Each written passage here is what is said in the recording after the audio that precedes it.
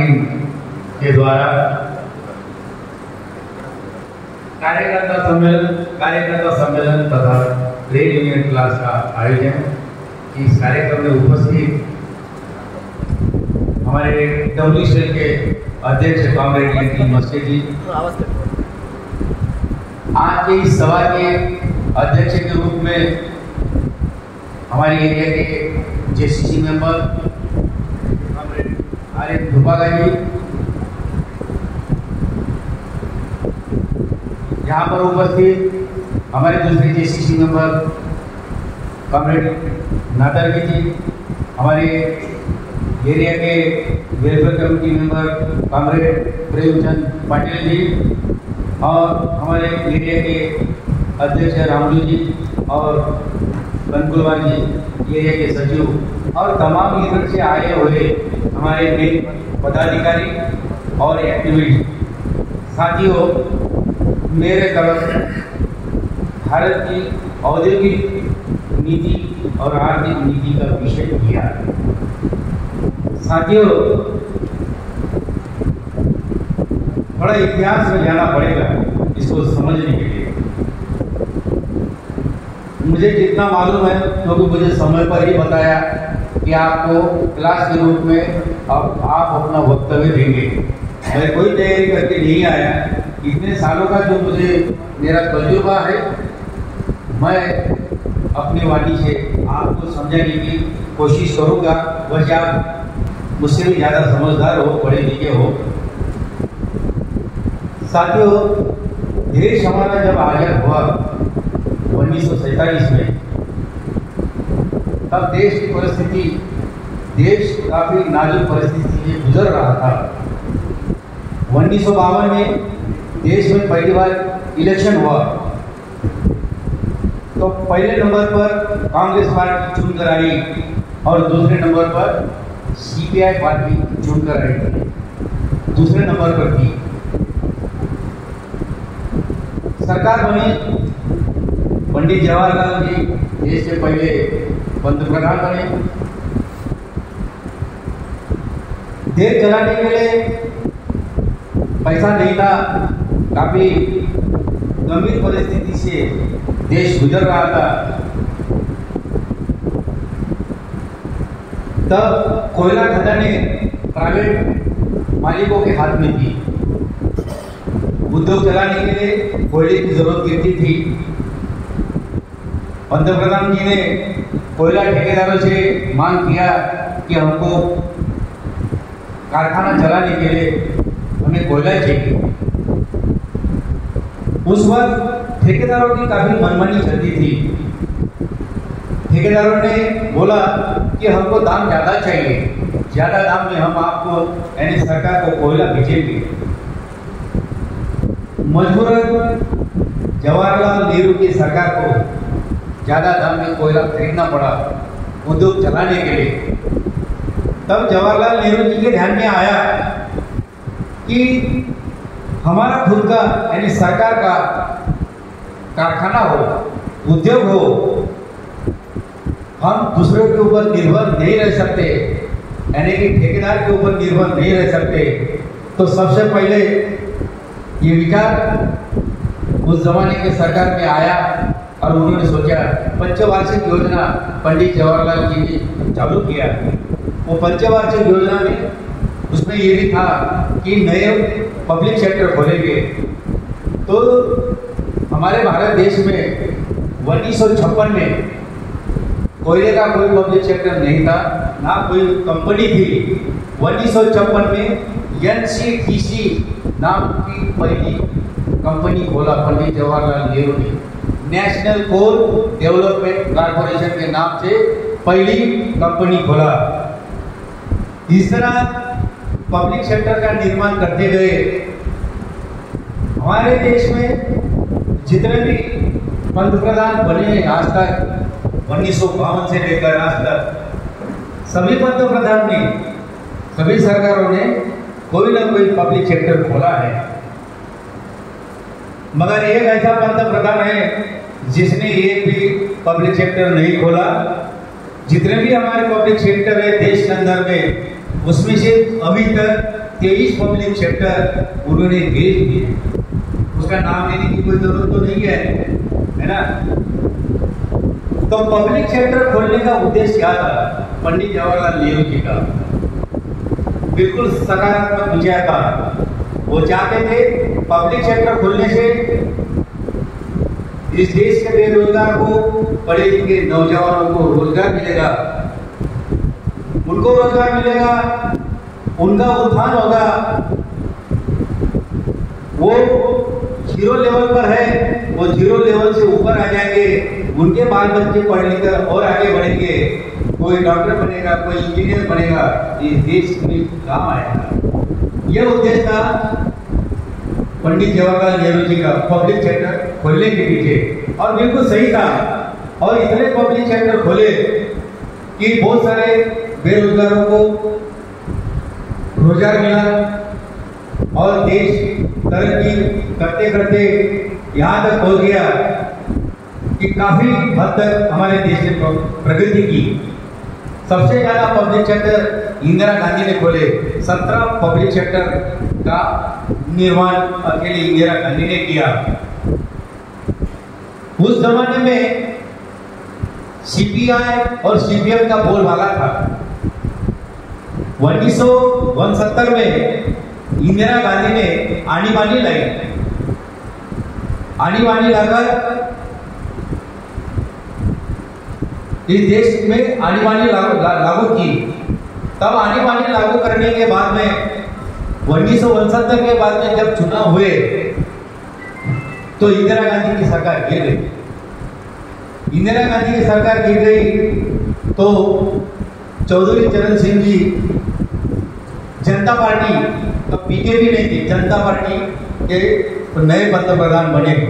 वो 1.5 साल ही मात्र रहे पंतप्रधान। उसके बाद में फिर से चुनाव हुए और फिर से कांग्रेस सरकार चुनकर आई और पंतप्रधान इंदिरा गांधी बनी। और उनको सपोर्ट बीजेपी ने किया। बीजेपी ने सपोर्ट किया तो अचानक बीजेपी ने अपना सपोर्ट वापस लेकर इंदिरा गांधी का सरकार अल्पमत में आ गया। अल्पमत में जब आ गया तो इंदिरा गांधी सीपीआई के पास भी गई कि आप हमको समर्थन दो। बड़े बड़े नेता थे सीपीआई के उस जमाने के। उन्होंने बोला इंदिरा जी हम आपको समर्थन जरूर देंगे मगर हमारी कुछ शर्तें हैं। तो इंदिरा जी बोले क्या शर्तें हैं? सबसे पहले शर्त है कि आप बैंकों का राष्ट्रीयकरण कीजिए। दूसरी शर्त है हमारा कोयला सेक्टर का राष्ट्रीयकरण कीजिए। तो ये 1973 में, उसके बाद में 1975 में बैंक का राष्ट्रीयकरण हुआ, 1973 में कोयले का राष्ट्रीयकरण हुआ, उसके बाद में 1973 में नॉन कोकिंग कोल का राष्ट्रीयकरण हुआ और कोकिंग कोल का राष्ट्रीयकरण 74 में हुआ। ये राष्ट्रीयकरण करने में हमारे सीपीआई और सीपीएम पार्टी का बहुत बड़ा योगदान है। साथियों, ये मैं बताना चाहता हूं आप लोगों को, ये सीपीआई, ये कम्युनिस्ट पार्टी की वजह से ये बैंक का राष्ट्रीयकरण, स्टील कंपनी का राष्ट्रीयकरण और कोयला कंपनी का राष्ट्रीयकरण किया गया। ये सीपीआई पार्टी का योगदान था। और आज हम उसी पब्लिक सेक्टर में काम कर रहे हैं।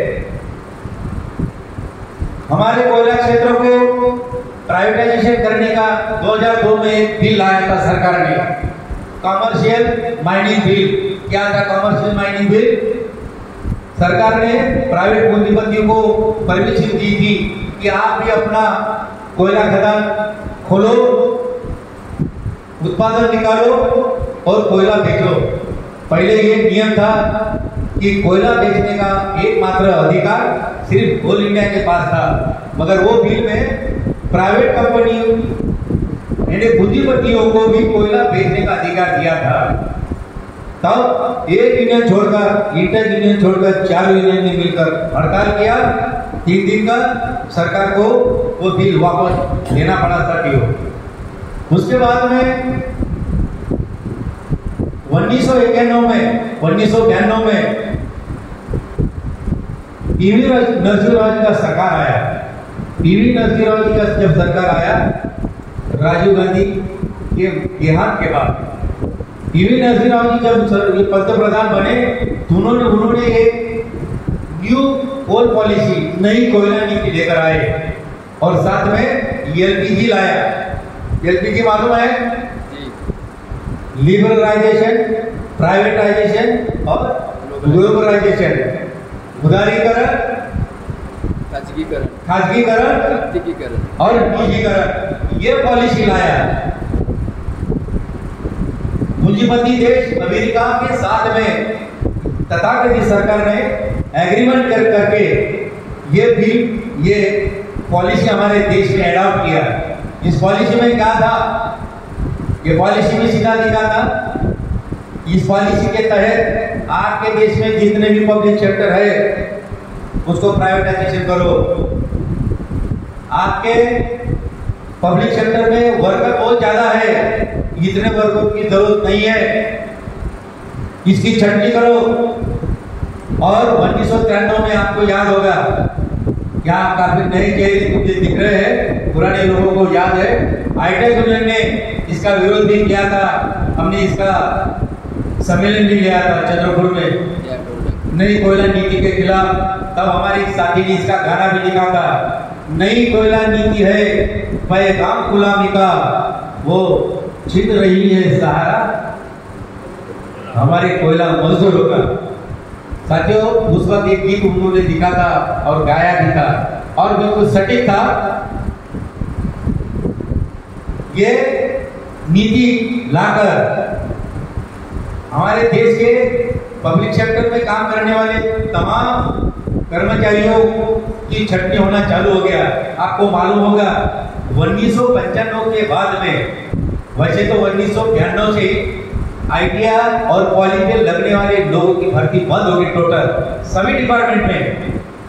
कोल इंडिया की बात नहीं कर रहा हूं। कोल इंडिया में 1993 से एक भी लड़का नौकरी पे नहीं लगा। आईटीआई वाला और पॉली वाला जो भी लग रहे हैं वो लैंड पोस्ट की और डिपेंडेंट यही लग रहे हैं।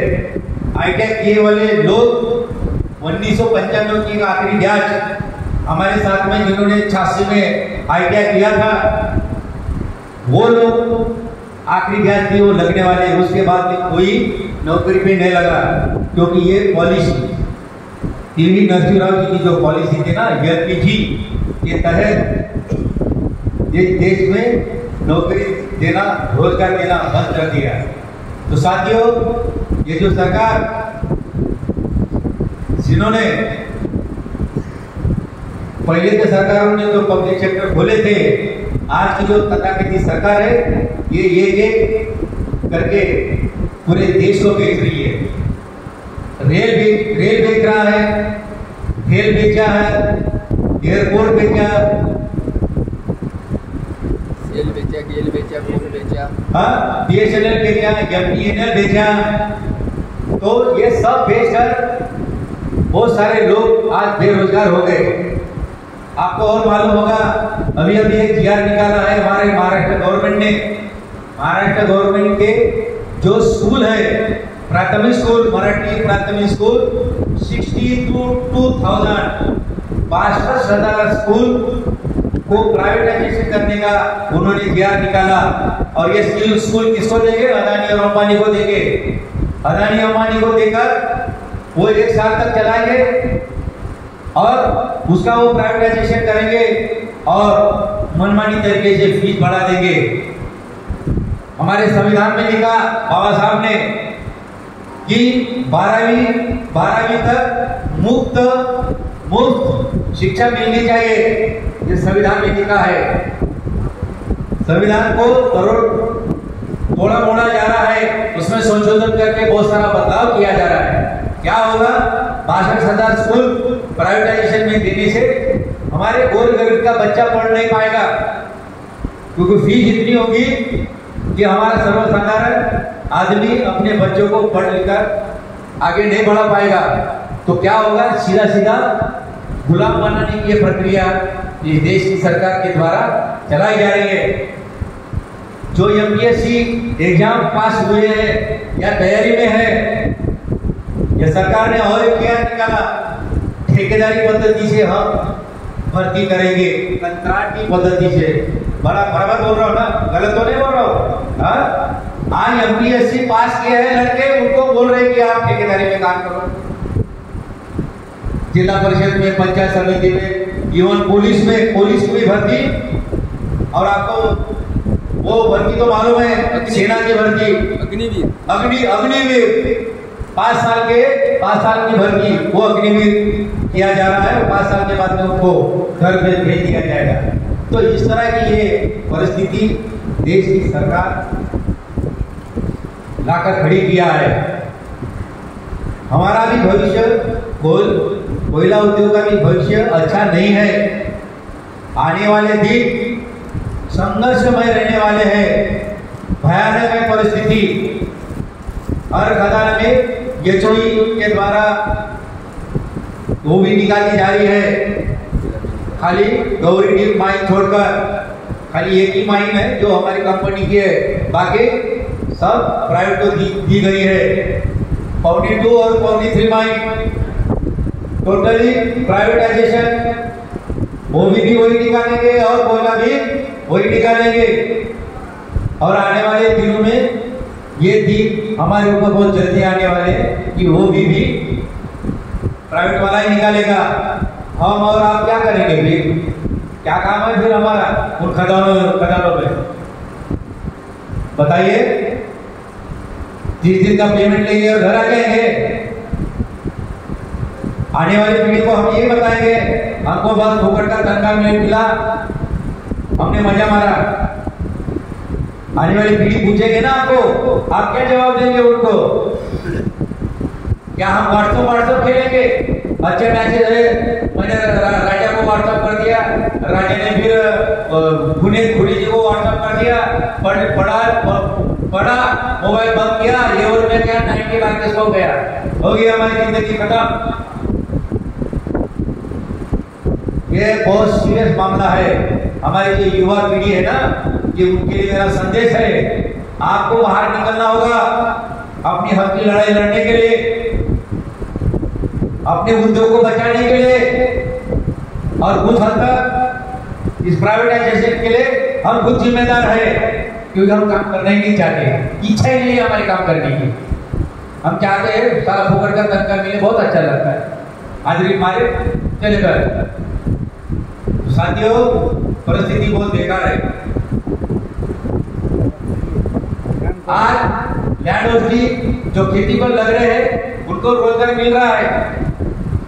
सरकार की नया पॉलिसी और ला रहा है, नया बिल ला रहा है कि हम उद्योग के लिए आपकी खेती लेंगे मगर नौकरी नहीं देंगे। 8 लाख रुपए एकरी भाव मिल रहा है फिलहाल में, आपको 20 लाख या 25 लाख रुपए एकरी भाव देंगे मगर नौकरी नहीं देंगे। मॉनिटरी कॉम्पेंसेशन के नाम पर आपको महीना 30,000 रुपए देंगे। आप में से जरूर ये बोलेगा 30,000 और 25 लाख रुपए एकरी भाव अच्छा है, सौदा कोई घाटे का नहीं है। 30,000 रुपए में मैं अपना घर चला लूंगा, बिल्कुल सही बात है।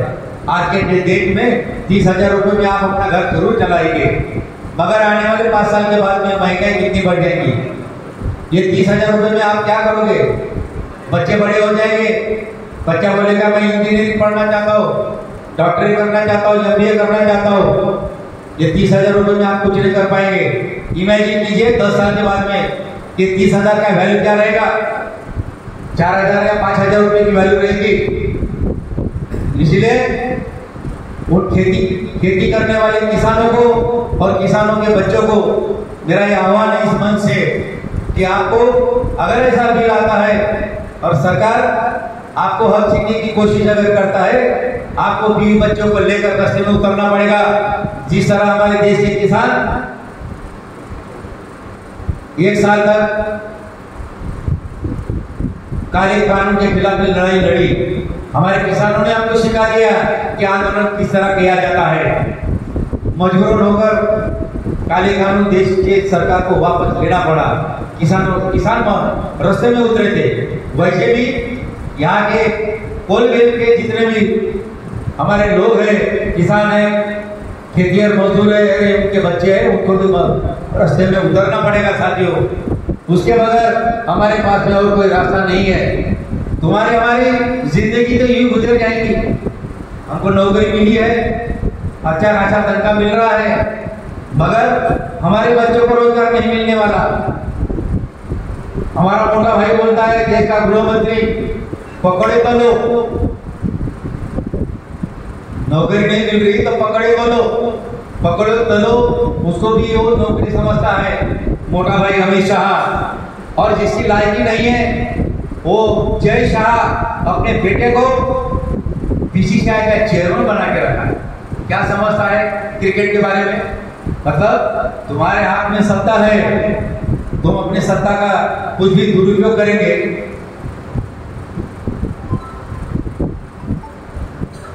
पब्लिक सेक्टर बनाने का उद्देश्य। और एक बात का जिक्र करते हुए मैं अपनी वाणी को विराम दूंगा कि पब्लिक सेक्टर हमारे देश के विकास के लिए कितना महत्वपूर्ण है। आपको मालूम होगा 2008 में पूरे विश्व में मंदी आई थी, आर्थिक मंदी। जो पूंजीपति देश थे, अच्छे अच्छे बाजार के देश थे, जापान, फ्रांस, इटली, जर्मनी और अमेरिका जैसा बाजार के राष्ट्र भी आर्थिक मंदी से गुजर रहा था। उनकी आर्थिक व्यवस्था पूरी चरमरा गई थी। बड़े बड़े बैंक नेस्तनाबूद हो गए थे। सरकार चलाने के लिए बाद में उनके पास पूंजी नहीं थी। मगर दुनिया में ऐसा एक देश था जिसका नाम भारत, और ये भारत का पंतप्रधान मनमोहन सिंह हमारे देश के पंतप्रधान थे। और वो अर्थशास्त्री थे जो वर्ल्ड बैंक में नौकरी करते थे, डॉक्टरेट थे इकोनॉमिक्स में।